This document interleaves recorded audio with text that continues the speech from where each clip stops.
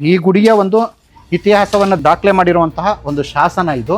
ಮತ್ತು ಇದೇ ಒಂದು ಶಾಸನದ ಒಂದು ಮಾಹಿತಿ ಪ್ರಕಾರ ಬಂದು ಹೊಯ್ಸಳ ಕಾಲದಲ್ಲಿ ಸುಮಾರು 500 ಗ್ರಾಮಗಳಿಗೆ ನ್ಯಾಯವನ್ನು ಹೇಳ್ತಿದ್ದ ಸ್ಥಳ ಕೂಡ. ಅಂದ್ರೆ ಇಂದಿನ ಕಾಲದಲ್ಲಿ ಇದೊಂದು ಕೋರ್ಟ್ನ ರೀತಿ ಈ ಸ್ಥಳ ಕೂಡ ಫಂಕ್ಷನ್ ಮಾಡ್ತಿದ್ದು ಕೂಡ ನಮ್ಗೆ ಕಂಡು ಬರುತ್ತೆ.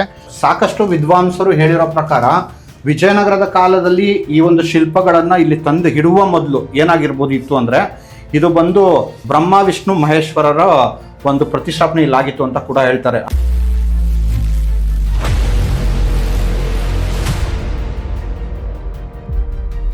ನಮಸ್ಕಾರ ವೀಕ್ಷಕರೇ, ಇವತ್ತಿಗೆ ನಾವು ಆಸಂದಿಯ ಮತ್ತೊಂದು ಗುಡಿ ಹತ್ರ ಇದ್ದೀವಿ. ಇದನ್ನ ಬಲ್ಲೇಶ್ವರ ಅಥವಾ ವೀರಭದ್ರೇಶ್ವರ ಅಂತ ಕೂಡ ಕರೀತಾರೆ. ಹಿಂದೆ ಇದು ಅಂದ್ರೆ ಹೊಯ್ಸಳ ಕಾಲದಲ್ಲಿ ಇದು ಬಲ್ಲೇಶ್ವರ ದೇಗುಲ ಅಂತಾನೆ ಚಾಲ್ತಿನಲ್ಲಿತ್ತು, ಅಂದ್ರೆ ಆ ಒಂದು ಹೆಸರಿನಲ್ಲೇ ಚಾಲ್ತಿನಲ್ಲಿತ್ತು.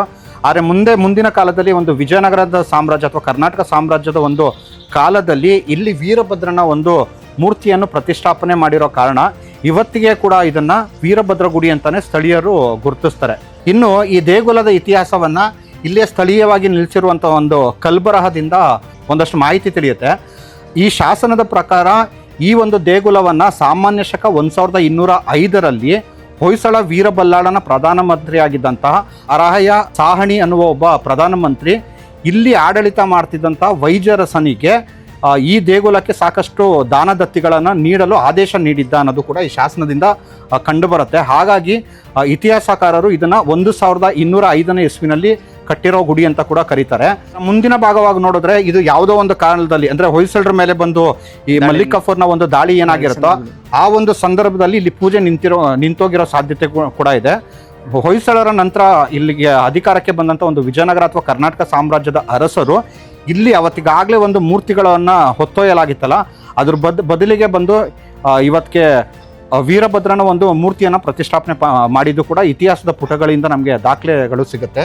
ಇನ್ನು ಒಳಗಡೆ ಬಂದರೆ ನಿಮಗೆ ಇಲ್ಲಿ ಸಾಕಷ್ಟು ಹಲವು ಅಚ್ಚರಿಗಳನ್ನು ನಿಮ್ಗೆ ಇಲ್ಲಿ ಕಂಡು ಬರುತ್ತೆ.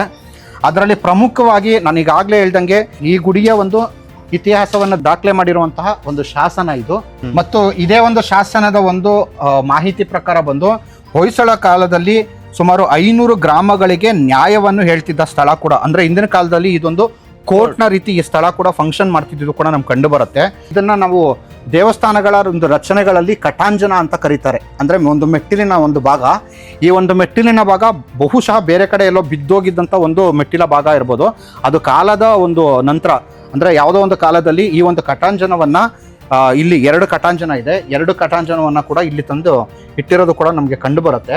ಇನ್ನು ಈ ಒಂದು ಕಟಾಂಜನವನ್ನ ನೀವು ನೋಡಿದ್ರೆ ಮೇಲ್ಗಡೆ ಗಂಧರ್ವರು ಅಪ್ಸರಿಯರು ಇರೋದನ್ನ ಕೆತ್ತಿದ್ದಾರೆ. ಇದ್ರ ಕೆಳಗಡೆ ನೋಡಿದ್ರೆ ಇಲ್ಲಿ ನೋಡಿದ್ರೆ ನಿಮ್ಗೆ ಇಲ್ಲಿ ವಾಮನನು ಬಂದು ಬಲಿ ಚಕ್ರವರ್ತಿ ಹತ್ರ ಬಂದು ದಾನವನ್ನ ಕೇಳ್ತಿರೋದನ್ನು ಕೂಡ ಕೆತ್ತಿದ್ದಾರೆ. ಈ ದಾನದ ಪ್ರಕಾರ ಬಂದು ವಿಷ್ಣು ಮುಂದಿನ ಇದರಲ್ಲಿ ಬಂದು ಭೂಮಿಯನ್ನ ಕೇಳ್ತಾನೆ, ಅಂದ್ರೆ 3 ಅಳತೆಯ ಭೂಮಿಯನ್ನು ಕೇಳಿ ಇಡೀ ಬ್ರಹ್ಮಾಂಡವನ್ನ ವ್ಯಾಪಿಸಿರೋದು ಕೂಡ ಇಲ್ಲಿ ನಿಮಗೆ ಕಂಡು ಬರುತ್ತೆ. ಇದ್ರ ಜೊತೆಗೆ ಇಲ್ಲೊಂದು ಮತ್ತೊಂದು ಆಶ್ಚರ್ಯಕರವಾದ ಮತ್ತೊಂದು ಉಬ್ಬು ಶಿಲ್ಪ ಇದು ನೀವು ನೋಡ್ಬೋದು. ಇದು ಗರುಡ ಬಂದು ವಿಷ್ಣುವಿನ ಒಂದು ವಾಹನ. ಈ ಗರುಡ ಬಂದು ಈ ವ್ಯಕ್ತಿಯನ್ನ ಯಾವುದೋ ಒಂದು ಕಾರಣಕ್ಕೆ ಹತೋಟಿಗೆ ತರೋದಕ್ಕೆ ಪ್ರಯತ್ನ ಪಡ್ತಿದ್ದಾನೆ.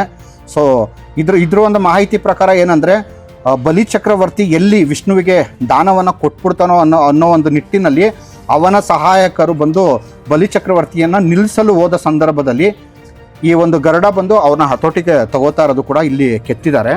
ಒಟ್ಟಾರೆ ನೀವು ಇದನ್ನ ಉಬ್ಬು ಶಿಲ್ಪವನ್ನು ನೀವು ಇದನ್ನು ನೋಡಿದ್ರೆ ಅಂದ್ರೆ ಈ ಒಂದು ಕಟಾಂಜನವನ್ನು ನೋಡಿದ್ರೆ ಇದು ನಿಮಗೆ ಮಕರ ಯಾಳಿ ಅಂತ ಕರೀತಾರೆ. ಈ ಮಕರ ಯಾಳಿಯ ಒಳಗೇನೆ ಈ ಒಂದು ಕಟಾಂಜನವನ್ನು ಕೂಡ ಕೆತ್ತಲಾಗಿದೆ. ಮತ್ತೆ ಈಗಾಗಲೇ ತೋರಿಸ್ದಂಗೆ ಈ ಕಡೆದು ಇನ್ನೊಂದು ಕಟಾಂಜನದಲ್ಲೂ ಕೂಡ ನೀವು ಮಕರವನ್ನು ನೋಡ್ಬೋದು, ಮಕರ ಯಾಳಿಯನ್ನ.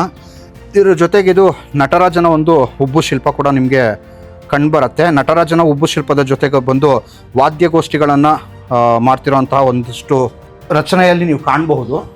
ಇನ್ನು ಹೊಯ್ಸಳರ ಈ ಒಂದು ತೆರೆದ ಮಂಟಪ ಅಂತ ನಾವೇನು ನೋಡ್ತಾ ಇದ್ದೀವೋ, ಈ ತೆರೆದ ಮಂಟಪದ ಒಂದು ಕಕ್ಷಾಸನ ಅಂತ ನಾವೇನು ನೋಡ್ತಾ ಇದ್ದೀವೋ, ಈ ಕಕ್ಷಾಸನದಲ್ಲಿ ನಿಮಗೆ ಹೊಯ್ಸಳರ ಕಾಲದ ಒಂದು ಕಂಬಗಳ ರಚನೆ ಕೂಡ ಕಂಡುಬರುತ್ತೆ.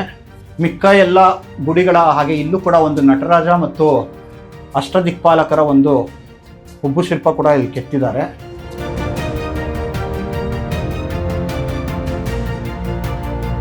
ಕನ್ನಡ ನಾಡು ನುಡಿ, ಕನ್ನಡಿಗರ ಭವ್ಯ ಇತಿಹಾಸ, ಸಂಸ್ಕೃತಿ, ವಾಸ್ತುಶೈಲಿ ಮುಂತಾದ ವಿಷಯಗಳನ್ನು ವಿಡಿಯೋಗಳ ಮೂಲಕ ದಾಖಲಿಸುವ ನಮ್ಮ ಪ್ರಯತ್ನಕ್ಕೆ ನೆರವಾಗಿ ಇವಾಗ ನಾವು ಬಲ್ಲೇಶ್ವರ ಗುಡಿಯನ್ನ ಒಳಗಿನ ಒಂದು ಭಾಗದಲ್ಲಿದ್ದೀವಿ. ನೀವೀಗ ಇದನ್ನು ನೋಡ್ತಾ ಇರೋದು ಇದು ನವರಂಗಗಳು ಅಂತ ಕರೆಯೋದು.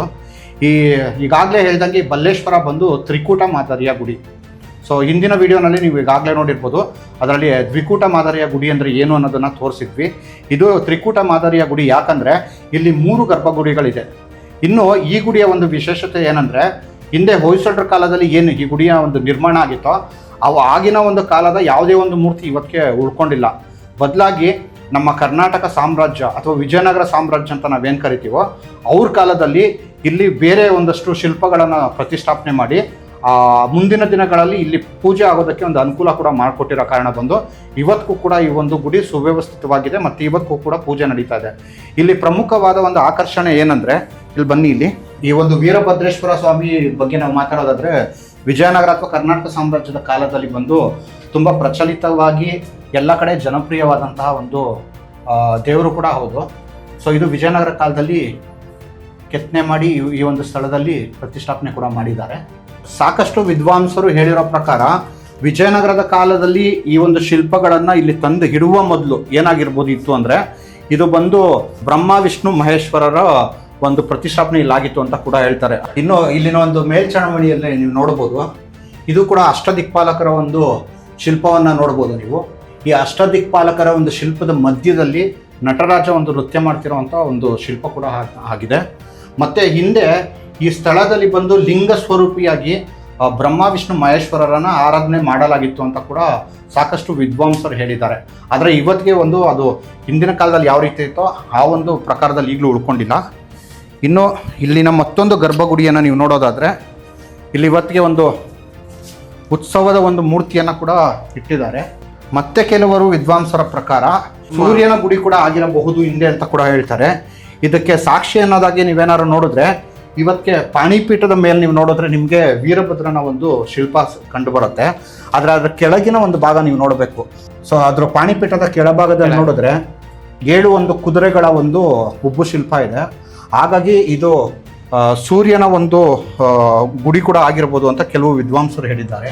ಇನ್ನು ನಮ್ಮ ಜೊತೆ ಇದ್ದಾರೆ ವೀರಭದ್ರಪ್ಪ ಅವರು ಈ ಗುಡಿನ ಈಗಲೂ ನೋಡ್ಕೋತಾ ಇರೋದು ಇವರೇನೆ, ಇಲ್ಲಿನ ಅರ್ಚಕರು. ಸೊ ಅವ್ರ ಬಾಯಿಂದನೇ ಒಂದಷ್ಟು ವಿಷಯಗಳನ್ನ ಕೇಳೋಣ. ಸರ್ ನಮಸ್ಕಾರ. ಸೊ ಎಷ್ಟು ತಲೆಮಾರಿಂದ ಇದು ನಡ್ಕೊಂಡ್ ಬರ್ತಾ ಇದೆ? ಗೊತ್ತಿಲ್ಲ, ಬಹಳ ದಿವಸ ನಾವು ಬಂದು ಒಂದು 60 ವರ್ಷದ ಲೆಕ್ಕ. ನಿಮ್ಮ ಹಿಂದೆ 60 ವರ್ಷದಿಂದ ಯಾರು ಪೂಜೆ ಮಾಡ್ತಿದ್ರು ಅನ್ನೋದು ಗೊತ್ತಿದೆಯಾ?